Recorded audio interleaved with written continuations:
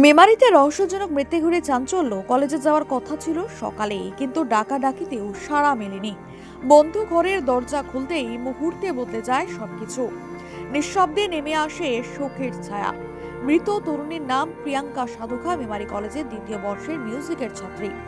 পরিবার সূত্রে জানা গিয়েছে, সোমবার সকাল আনুমানিক 10টা 30 মিনিট নাগাদ কলেজে যাওয়ার জন্য বাড়ির লোকজন তাকে ডাকতে থাকেন। দীর্ঘক্ষণ সাড়া না পেয়ে সন্দেহ হয়। এরপর ঘরের দরজা খুলতেই চোখে পড়ে মর্মান্তিক দৃশ্য। নিজের ঘরে সিলিং ফ্যানে ওনায় ফাঁস দেওয়া অবস্থায় ঝুলছিল প্রিয়াঙ্কা। তড়িঘড়ি খবর দেওয়া হয় মেমারি থানায়। পুলিশ এসে উদ্ধার করে তাকে মেমারি হাসপাতালে নিয়ে গেলে কর্তব্যরত চিকিৎসক তাকে মৃত বলে ঘোষণা করেন।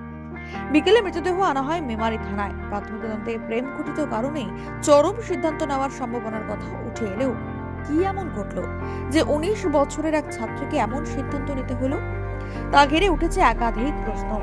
এলাকা জুড়ে নেমে এসেছে শোক ও স্তব্ধতা। এই ঘটনার পর প্রথমবার মুখ খুললেন মৃত প্রিয়াঙ্কার বাবা। তিনি কি জানালেন?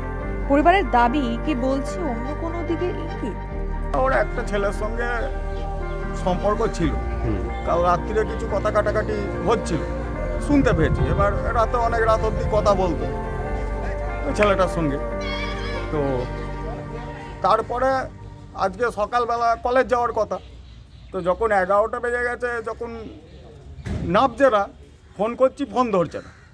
তারপরে ওপরে উঠে গিয়ে তখন দেখছি যে এরকম কেস, ঘরেতে ফ্যানেতে ওড়না দিয়ে ঝুলছে। কি না? প্রিয়াঙ্কা সাধুখা, 19+ মেমারি কলেজে পড়তো, সেকেন্ড ইয়ার।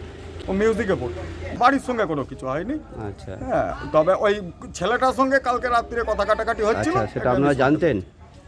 হ্যাঁ, জানতাম। আমি পরশু দিনকে ওকে কলেজ নিয়ে যেতে যেতে 2-3 দিন আগে ওকে জিজ্ঞেসও করেছিলাম যে তোর যদি ওকে পছন্দ হয় তাহলে বল, তোর 3rd ইয়ার কমপ্লিট হতে হতে আমি দেখাশোনা করে বিয়েটা দিয়ে দেবো। তার যদি বাবা মা যদি ইয়ে থাকে, এবার তুই যদি মনস্থির করে থাকিস যে দুজনকে বিয়ে করবো, তাহলে দেখে শুনে দিয়ে দেবো।